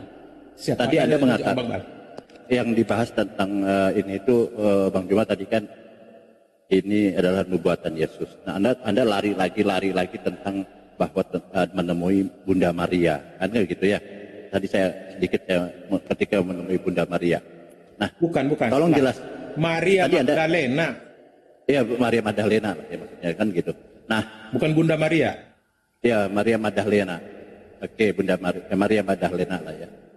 Nah, ketika menemui Bunda Maria Magdalena, dia kan Anda bilang itu adalah bukti kebangkitannya Yesus kan gitu. Maka dia menemui Maria Magdalena. Nah, ketika menemui Maria Magdalena, dia tidak menggunakan kain kafan. Paham ya? Tidak kayak pocong gitu kan, paham ya? Nah, pertanyaannya gini. Dari mana Yesus mendapatkan pakaian atau jubah yang dikenakannya pada saat menampakkan diri ke Maria pada hari yang Anda klaim itu adalah hari kebangkitannya? Silakan. Oke, makasih Bang Baal. Pertanyaan yang cukup bagus. Perlu saya sampaikan yang saya bilang dengan Bang Juma tadi, bahwasanya Maria Magdalena salah satu saksi hidup melihat persis bagaimana Yesus disalib dan ditombak. Habis itu diikutin dia terus sampai dikuburkan di gua batu ya, sampai diletakkan dia menggunakan kain kafan, diletakkan dibaringkan dalam lalu ditutup. Mereka masih sempat duduk. Habis itu dia menggunakan dalil Lukas 24 ayat 7 bahwasanya anak manusia akan disalibkan, mati dan kuburkan dan bangkit hari ketiga. Itu salibkan, mati, kuburkan udah masuk poin. Tinggal Fokus, yang Bang, dibangkitkan hari ketiga. Dengar dulu, aku akan jelaskan dulu. Diam aja dulu. Hari ketiga datang dia, dibuka, dilihat ke kuburan udah terbuka, nggak ada lagi baju situ, nggak ada, tinggal gulungan lena bekas kapan, ada malaikat. Dia bilang, kok siapa yang curi Tuhanku? Karena dia udah langsung ngomong bosnya jadi Tuhan. Ternyata di belakangnya ketemu Yesus. Saking senangnya dia mau jamah Yesus. Apa dia bilang Yesus? Tuhan Yesus, jangan jamah aku karena aku belum pergi ke Bapakku. Pergilah ke saudaraku dan muridku. Apa yang terjadi? Dia ngomong ke muridnya, langsung kumpul semua orang itu kan. Aku telah melihat Tuhan bangkit, bukan Yesus. Ternyata datang dia kan membuktikan secepat kilat itu langsung masuk, padahal pintu terkunci. Bisa nongol, ketakutan orang semua, dikirain hantu, wajar. Mendadak, kan udah ketakutan, siapa lagi mau dipotong ini? Kenapa? Tuhan kita udah habis, Yesus sudah dibonoe. Apa dia bilang? Jangan Fokus takut. Bang, fokus dengar pertanyaan dulu. saya. Karena itu sudah sampaikan, bahwasanya Maria Magdalena lah sebagai saksi kunci. Lanjut. Oke, kita buktikan dari mana jubah atau pakaian digunakan Yesus ini, silakan. Kalau perkara jubah, bro, sekelas Tuhan udah jadi Tuhan, masa nanya itu aja? Tidak ada tertulis. Oke, baik. Ada tertulis. Baik. Oke. Itulah membuktikan bahwa Yesus ini tidak mati. Itu bisa dibuktikan ya, bahwa pertama, Di mana? Anda Surat berapa? sabar dulu. Anda kan tadi mengatakan bahwa Maria Magdalena pada saat itu Saksi kunci. kuburan, bukan saksi, kalau saksi itu melihat Yesus loh, bangkit. Melihat dia langsung, karena yang Sabar menjaga dulu, kuburan sabar, ini kan saudara. giliran saya kan. Anda Oke, tadi kan oke. mengatakan siapa yang mencuri mayat Tuhan, kan begitu. Artinya dia tidak melihat. Dia bertanya, artinya dia tidak melihat. Saat kebangkitan, Ya. taunya Yesus sudah tidak ada di situ. Iya. Kan begitu. Berarti Siap. Bunda Maria tidak melihat kebangkitan, cuman melihat kubur kosong. Kan begitu Kosong, poinnya. kosong, Nah, oke, betul. berarti tidak melihat, ya clear. Nah, kemudian ada pertanyaan yang bagus ini. Dari mana Yesus menggunakan pakaian yang digunakan? Anda bilang Anda tidak tahu. Nah, inilah kendalanya Anda. Karena semua itu tidak ada yang tahu bahwa Yesus ini bangkit, cuman diklaim ada kebangkitan. Dan Bunda Maria pun bertanya, Bunda sendiri yang kalian klaim sebagai orang yang menyaksikan, ternyata Bunda Maria juga tidak tahu. Dia malah bertanya. Oke, kita baca di sini ya. Ini kita pakai data. Jangan dulu Bang, jangan ke situ. Sabar dulu, kita pakai data dulu lah. Pakaian pun Anda tanya, nanti dia tanya siapa penjahitnya. Aduh, aneh orang ini. Enggak, ini Udah ini ada bukan. saksi, dengar. Udah ada saksi bahwa dia jumpa dengan Yesus. Jangan pegang saya. Oke, Ada sebelum ini pulang tadi. Kabarkan. Oke. Ini saksi loh, saksi asli. Nanti kumirorin ke Anda kena nanti. Kalau saya balikan ke Anda, pertanyaan saya nanti siapa saksi? Nggak bisa kau Oke. jawab nanti hanya Tuhan. dan Oke, Allah. baik. Nanti ngomong gitu kan bukan saksi. Inilah saya bilang, sabar dulu Pak. Inilah bahwa kebangkitan Yesus ini tidak ada. Karena bukan saya yang mengatakan. Ini ya, nih. Kita pakai ayat Markus 15:46. Ini saya izin dibesarkan, Bos. Di Markus 15:46 dibesarkan, Bos. Yusuf pun membeli kain lenan, kemudian ia menurunkan mayatnya dari salib dan mengapani dengan kain lenan itu. Ini si penulis, Markus. Padahal Markus tidak ada di situ. Kenapa Markus berani mengatakan demikian? Ini kan jadi tanda tanya di sini. Yusuf pun membeli kain lenan dan kemudian ia menurunkan mayat Yesus dari salib dan mengapaninya dengan kain lenan itu. Lalu ia membaringkan dia di dalam kubur yang digali dalam bukit batu. Kemudian digulingkannya sebuah batu ke pintu kubur. Ini Markus yang nulis. Dari mana Markus tahu? Tapi oke lah, ini yang tertulis. Walaupun orang tidak jadi sanksi, ya Markus nggak ada di situ. Dia bilang kan, ini kenapa ada timbul pertanyaan itu? Kita baca di sini. Di sini memang, di sini ya. Ini pertanyaan saya, ini di copy paste oleh LAI di Alkitab ya, di Saudan. Di copy paste ini dulu nggak ada, saya dapat sekarang. Di sini, dari mana Kristus mendapatkan pakaian yang dikenakannya sewaktu menampakkan diri kepada Maria pada pagi hari kebangkitannya? Ini sudah jelas dengan pertanyaan ini mereka kalian bertanya. Ini sudah jelas bahwa Yesus tidak dikuburkan, tidak disalib. Karena yang disalib itu yang dikatakan oleh Bang Juma itu Yudas. Yesus posisinya di tempat lain. Ini kita buktikan di sini pertanyaan. Lihat ya, apa komentar mereka? Pertanyaan ini sudah sering dikali dilontarkan, tetapi tidak pernah terjawab dengan memuaskan. Kalian sendiri yang mengatakan ini, para scholar ini. Kita sendiri harus menyimpulkan karena tidak ada pernyataan di Alkitab bahwa pakaian ini berasal dari kehidupan yang gaib, yang aneh, yang dimasuki Kristus waktu bangkit ya, dari kematiannya.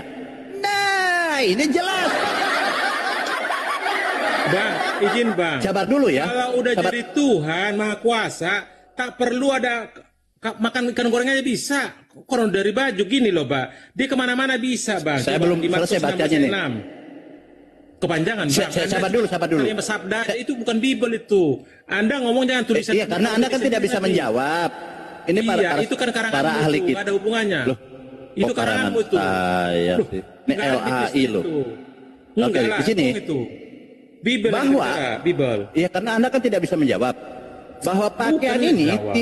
sabar dulu. Bahwa pakaian ini tidak terbuat dari bahan biasa. Tampak sangat jelas dari kisah-kisah Injil yang mengabarkan Kristus lenyap dari tengah-tengah mereka. Lenyap memang tidak ada kebangkitan. Ini jelas loh. Di mana? Gampang Lenyap kok. itu dia Loh, tadi Anda sudah bacakan, Anda kan sudah membacakan ketika Dia Maria berapa? mendatangiku. Lenyap pakaian Sabar Yesus. dulu, Bang. Hilang tadi itu apa? Anda bilang hilang mayatku, mayat Tuhanku. Apa itu? Anda sudah Kamu kan membacakan. menarasikan itu. Itu kan ada dalilnya karena dia ketakutan ternyata di belakangnya Yesus lagi berdiri. Ketika Bunda Maria datang ke kubur, dia bertanya, di mana Kosong dilihat. Tuhanku? Dia kosong Nah, itu lenyap. apa dia? Hilang mayatku, dia bilang. Hilang mayat Hanya Tuhanku kain kan. lenan. Hanya Iya, kain lenan itu di sebelah. sudah. Ada dua malaikat di kakinya sama ujungnya. Dua malaikat berdiri. Makanya dikatakan hilang di sini, lenyap dari tengah-tengah mereka. Gitu aja Bang Gito, silakan. Itu aja dulu, kita harus Jangan kabur, jangan kabur dulu. Enggak, saya Ini, mau Bang, sholat dulu sebentar. Bang, Ada yang sebentar ada tamu sebentar. Sabar dulu, saya di Markus 16 sedikit meneruskan baca. tadi. Gini, Kuera. Siap. Saya sedikit meneruskan dari abang saya tadi, gurunda kita, ya Bang Suma. Saya tadi menyimak ada materi yang keluar bahwa yang datang kepada Paulus itu bukan Kristus, bukan Roh Kudus. Masih menyimak tadi ya. Lalu kenapa pembodohan yang dilakukan oleh Paulus dan teman-teman Kristen waktu kita baca Kisah Para Rakyat pasal 9 dari nomor 3 sampai nomor 7. Di situ kan cahaya turun dari langit, kemudian dia rebah ke tanah, dan kemudian Paulus Cahaya mengatakan bersinar. setelah mendengar Cahaya Saulus, bersinar. Saulus, Bang, cahaya Saulus, bersinar. Saulus, mengapa engkau Bang, izin, cahaya bersinar. menganiaya aku, kan gitu ya. Jadi suara dari cahaya itu mengatakan, Saulus, Saulus, mengapa engkau menganiaya aku? Nah, yang mengherankan, kenapa Paulus mengatakan, siapakah engkau? Tuhan. Tuhan, dia bilang kan? Tuhan. Dia bertanya itu. Dia bertanya, Lord. siapakah engkau? Siapakah engkau? Iya. Tuhan, katanya. Jadi suara itu ditanyai, siapakah engkau? Tuhan. Lalu suara itu menjawab, akulah Yesus yang kau aniaya. Bagaimana dalam tulisan tersebut diyakini oleh Paulus bahwa yang datang itu suaranya Tuhan, yang mengaku akulah Yesus yang dianiaya. Ini menjadi landasan dasar seluruh umat Kristen meyakini pertanyaan Paulus yang tidak dijawab oleh makhluk suara itu, tetapi suara itu mengatakan aku Yesus. Aku ini Yesus yang kau aniaya. Bukan dia jawab, ya aku Tuhan. Enggak bicara seperti itu. Nah, dalil Kisah Para Rakyat pasal 9, ini ada dua dalil lagi di Kisah Para Rakyat yang lain. Pasal 22 dari nomor 5 sampai nomor 9. Kisah Para Rakyat pasal 22 ini sama kejadiannya. Tapi yang menjawab itu setelah ditanya lagi sama Paulus, siapakah engkau? Tuhan, katanya kan. Nah, suara itu menjawab, akulah Yesus akulah Yesus orang Nazaret, dia bilang. Coba, ini orang dia bilang, tapi suaranya akulah Yesus orang Nazaret yang kau aniaya. Dia bertanyakan siapakah engkau? Tuhan. Tapi dijawab sama suara itu, akulah Yesus orang, bukan Tuhan. Nah, dua dalil. Nah, terkait dia rebah ke tanah, KPR Kisah Para Rakyat pasal 9, Kisah Para Rakyat pasal 22, ada lagi, satu lagi. Kisah Para Rakyat pasal 26. Ini mengisahkan yang sama. Nah, kalau yang 26 ini karena Paulus takut akan dihukum, maka dia jujur. Dari pasal 12 kalau dibaca, siapakah engkau Tuhan? Dijawab lagi oleh suara itu, akulah Yesus orang Nazaret. Loh, dua kali dia bilang orang Nazaret. Kan gitu poinnya. Nah, yang menjadi landasan di mana KPR 9, 22 dan 26, ini ada perbedaan, Kuera. Yang di 9, yang rebah ke tanah Paulus sendirian. Yang di 22, Paulus juga yang rebah ke tanah sendirian. Lalu yang di KPR Kisah Para Rakyat pasal 26, ini Paulus mengatakan semuanya rebah ke tanah. Ini bukti daripada kebohongan Paulus. Yang dicatat oleh Lukas, pengakuan dirinya, cerita dirinya di depan Agripa. Gimana kalian mau percaya bahwa yang datang kepada Paulus ini adalah Tuhan? Jelas dia mengatakan, akulah Yesus orang Nazaret.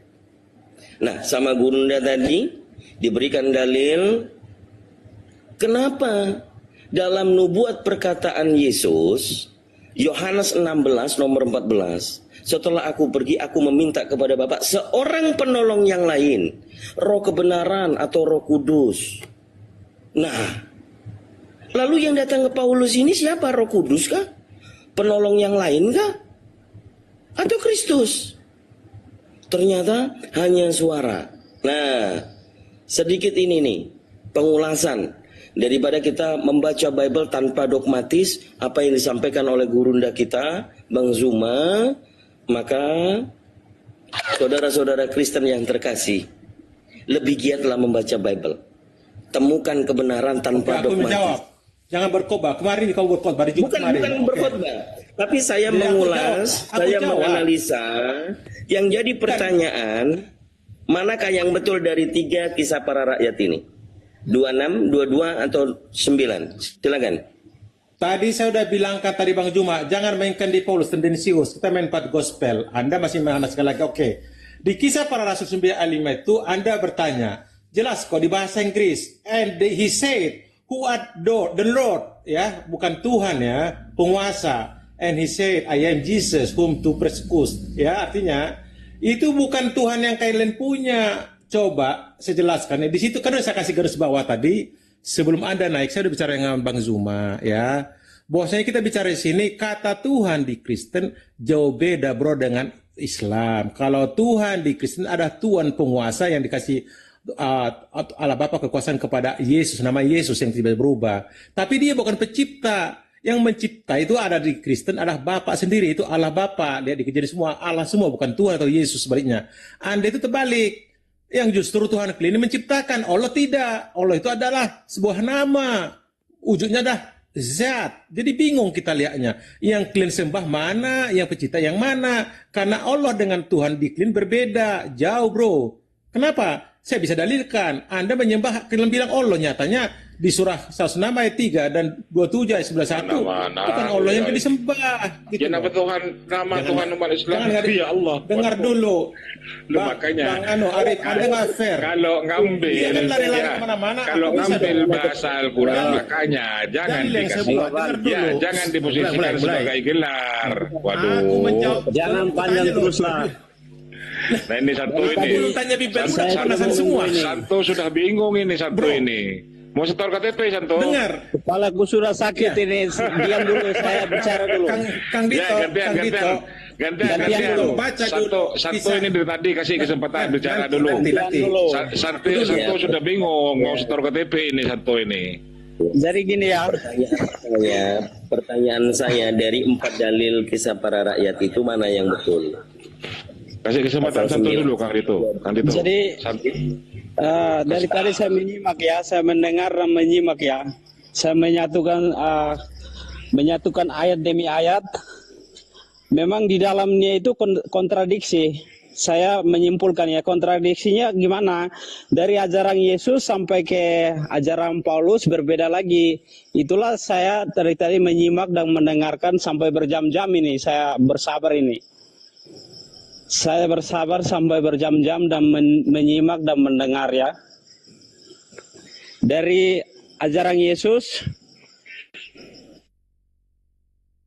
Rasul Paulus, izin Bang, kamu Kristen Bukan kah rasul atau ya, Paulus Muslim? hanya- Izin Bang.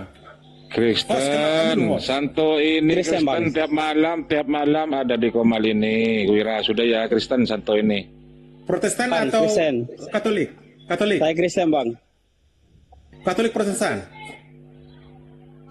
saya Katolik. Oke, itu tuh kawan Katolik, tuh, Kang Katolik. Dito tuh. Kang Dito tuh bekas Katolik itu lanjut.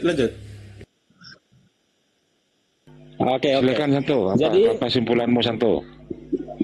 Kesimpulan saya menyampaikan ini dari isi hati saya dan iman saya. Ketika saya mengatakan bahwa saya mengikuti ajaran Yesus, misalkan salah satu saya sudah sunat dan mengikuti ajaran Yesus, dan saya harus berdoa di Bait Allah di Sinagon, tapi Bait Allah di Israel sana.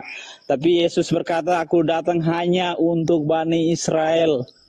Jadi ketika Yesus datang hanya untuk Bani Israel, disitulah saya ingin mencari satu titik terakhir dalam sisa hidup saya, dalam kehidupan saya yang cuma satu kali di dunia ini. Dari titik terakhir, yaitu titik terang dan kebenaran itu, supaya datang kepadaku di sisa hidup terakhir, di sisa umur ini.